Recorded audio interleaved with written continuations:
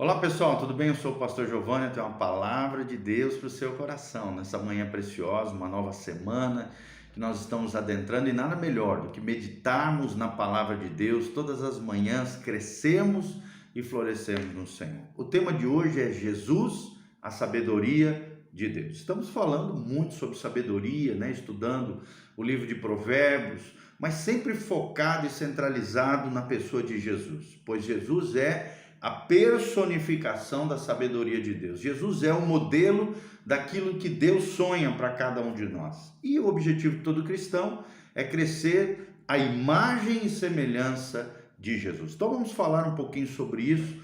Espero de alguma maneira estar contribuindo para o seu crescimento espiritual. Jesus, a sabedoria de Deus, é o nosso tema. Vamos lá juntos em nome de Jesus. Nós aprendemos através do texto bíblico que apesar dos líderes religiosos do Israel antigo, terem afirmado possuir as chaves da sabedoria e do conhecimento, Jesus, na verdade, disse que eles mantinham trancados do lado de fora esse conhecimento, essa sabedoria, devido às suas regras e tradições antibíblicas. É o que Jesus afirma em Lucas 11, 52.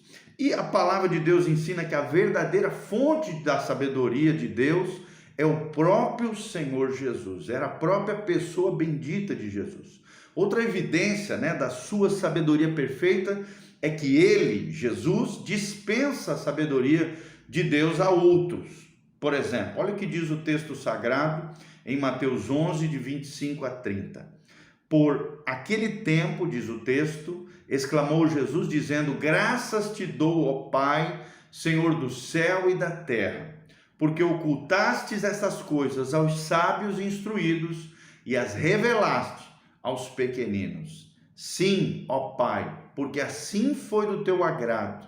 Tudo me foi entregue por meu Pai. Ninguém conhece o Filho senão o Pai, e ninguém conhece o Pai senão o Filho, e aquele a quem o Filho o quiser revelar. Vinde a mim todos os que estáis cansados e sobrecarregados, e eu vos aliviarei. Tomai sobre vós o meu jugo e aprendei de mim, porque sou manso e humilde de coração, e achareis descanso para a vossa alma, porque o meu jugo é suave e o meu fardo é leve. Graças a Deus, que lindo, esse trecho de Mateus 11, 25 a 30. Ou seja, o que nós podemos aprender pensando e meditando sobre esse texto bíblico? Aqueles que deveriam ser sábios e inteligentes compreenderam Jesus e a sua obra na cruz de forma completamente errada, no caso aqui os religiosos da época de Jesus. Ao invés de aprender humildemente do último homem sábio, eles tentaram obstinadamente silenciar Jesus no seu tempo de vida e obra nessa terra. Por outro lado, os candidatos pouco prováveis para a salvação de Deus, os pobres e humildes, crianças, entre aspas, comparados aos outros, vieram a Jesus em massa. As multidões que ouviam Jesus se entregavam e se rendiam àquele que pregava acerca do reino de Deus.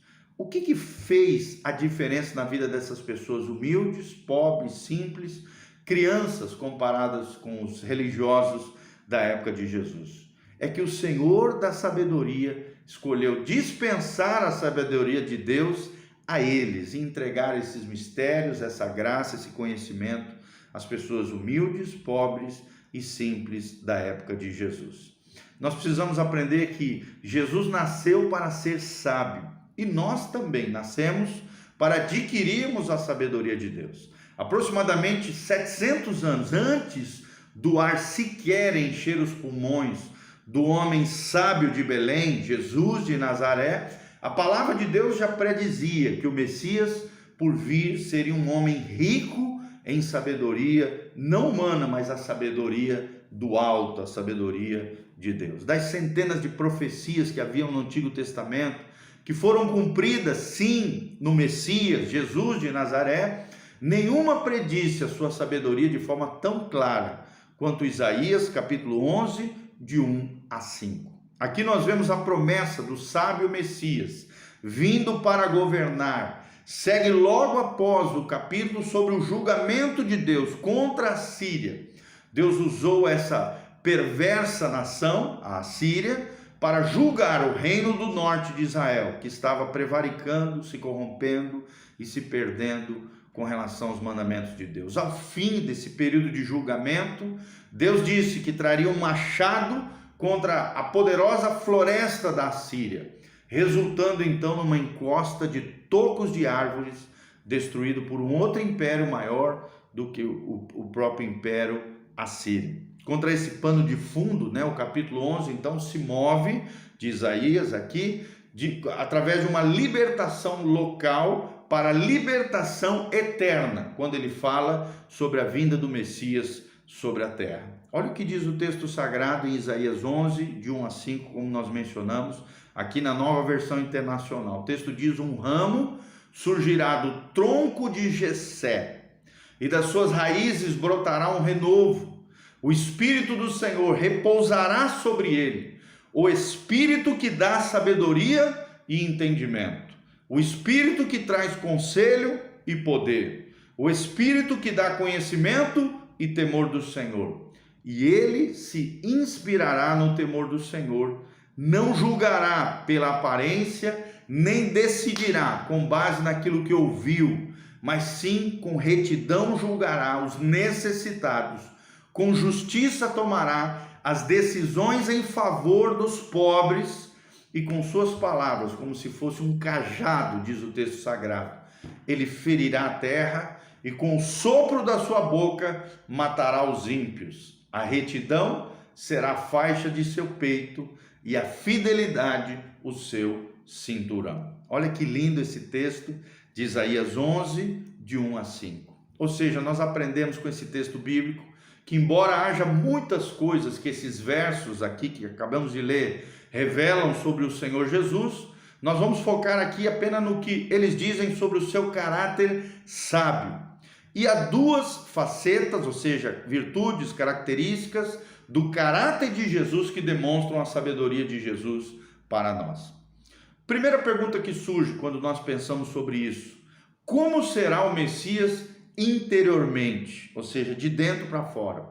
Começando com o versículo 2, Isaías desdobra a celebração em 7 partes da obra do Espírito Santo na vida do Messias, e que nós podemos aplicar também para nós hoje, na nossa vida espiritual. Quase todos esses 6 atributos, outorgados aqui, derramados sobre Jesus, referem-se à sabedoria bíblica, revelada no livro de Provérbios, e personificada na vida de Jesus de Nazaré. Nós vimos esses impressionantes termos paralelos como sabedoria, entendimento, conselho, conhecimento e o temor do Senhor. Todas essas palavras de sabedoria são atribuídas em grande medida à pessoa bendita de Jesus. Até mesmo um novo termo, que poder aqui, entre aspas, se refere à sabedoria do Messias. É o poder para executar a sua sábia estratégia. Juntamente com outro atributo nesse par, chamado conselho, esse termo é usado em um contexto militar, segundo Isaías 36, versículo 5, que diz: bem posso dizer-te que o teu conselho e poder para a guerra não passam de vãs palavras. Em quem, pois, agora confias para que te rebeles contra mim? É o que diz Isaías 36, 5. Ou seja, não apenas o Messias será dotado com espírito de temor do Senhor, nós também precisamos disso, mas também deleitar-se-á no temor do Senhor. O temor do Senhor será um deleite para o Cristo, e assim foi em toda a sua vida e obra, e também o temor do Senhor deve ser um deleite para nós, os filhos de Deus, os irmãos de Jesus. Essa conexão dupla, amados, entre Jesus e o temor de Deus, o deleitar-se, no temor do Senhor, enfatiza a importância que o temor de Deus tem que estar relacionado a nós, a nossa vida espiritual. Todos os pensamentos e ações de Jesus de Nazaré estariam em total submissão à vontade divina daquele que o enviou, ou seja, o Pai amado. Ninguém jamais temeu a Deus como Jesus durante o seu período em que esteve aqui na terra. Considere também as formas como Jesus cumpre os componentes do temor do Senhor, identificados no último capítulo. Ele sempre teve uma percepção de quem Deus era e de como Deus agia através da sua vida. Enquanto Deus, Jesus, sabia tudo, mas mesmo enquanto um homem foi estudante perfeito das Escrituras Sagradas. E aos 12 anos de idade, estava deixando os rabinos no templo perplexo, de boca aberta. Jesus também teve uma percepção de onde Deus estava. Ele viveu cada momento, cada dia, à luz do caráter e presença de Deus. E assim nós também temos que viver cada dia à luz do caráter de Deus e da presença de Deus na nossa vida. E finalmente, ele teve uma percepção perfeita do que Deus exigia dele.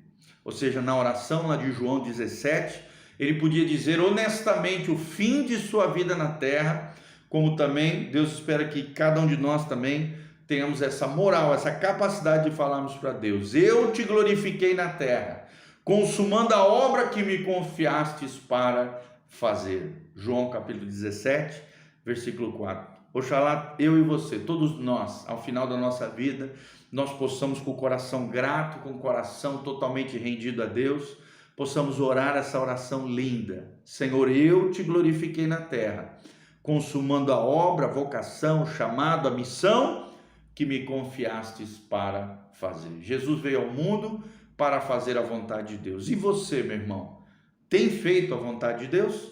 E em segundo lugar, o que o Messias fará exteriormente? Além de um olhar interior, o que o Messias fará exteriormente, para fora de si? É o que relata Isaías 11, de 3 a 5. O teste decisivo da sabedoria no Antigo Testamento era a forma como um governante, um juiz, apresentava vereditos, especialmente em nome do pobre, do mais frágil. Uma pessoa poderia parecer sábia, mas até que a busca aguçada pela justiça fosse vista, ninguém estaria convencido da sabedoria desse ser, dessa pessoa, desse indivíduo. Será que ele ou ela será justo ou exercerá favoritismo? É o que pensavam as pessoas ao seu redor. Era a pergunta do dia na época de Jesus. Logo após dizer que Deus tornou Salomão mais sábio do que qualquer outra pessoa, a Bíblia relata em 1 Reis capítulo 3 sobre duas prostitutas com 2 bebês, um morto e outro vivo. Esse julgamento perspicaz, com discernimento de Salomão, demonstrou toda a sua sabedoria diante do povo de Israel. Todo Israel, diz 1 Reis 3:28, ouviu a sentença que o rei havia proferido, e todos tiveram profundo respeito ao rei, porque viram que havia nele a sabedoria de Deus para fazer justiça. Será que as pessoas têm visto a sabedoria de Deus através dos nossos atos de justiça? É o que nós estamos pensando, analisando e refletindo através desse texto. Então, quando o Messias viesse, não teria simplesmente a sabedoria perfeita escondida no fundo do seu cérebro, não. A sua perfeita sabedoria se revelaria através de julgamentos justos, principalmente com os mais frágeis. Isaías também descreve Jesus como não julgando simplesmente por fatores externos, mas por sabedoria precisa e conhecimento da verdade. Jesus seria justo, reto e fiel para aqueles que mais precisariam. E para nós também hoje, glória a Deus. Ele não estaria temeroso de usar os mais fortes meios para realizar a sua justiça. Qualquer aparente ausência de seu sábio domínio agora, após a sua primeira vinda, será mais que compensada na segunda vinda de Jesus, onde ele virá implantar o seu reino milenial na terra. A justiça final é certa para todos aqueles que o Messias, o Rei Jesus, o perfeitamente sábio e a sabedoria de Deus sempre será mostrada através da justiça, através dos nossos atos de justiça. Então pensemos um pouquinho sobre isso e possamos viver a justiça perfeita de Deus através da sabedoria do alto. Amém? Que você pense, analise, compartilhe esse vídeo com outras pessoas e viva a sabedoria de Deus no exemplo de Jesus, tanto exterior quanto interior. Siga os nossos canais, se você quiser colaborar conosco, aqui debaixo tem todas as informações para que você possa semear na nossa vida, no nosso ministério, e que Deus te abençoe, em nome de Jesus. Amém e amém.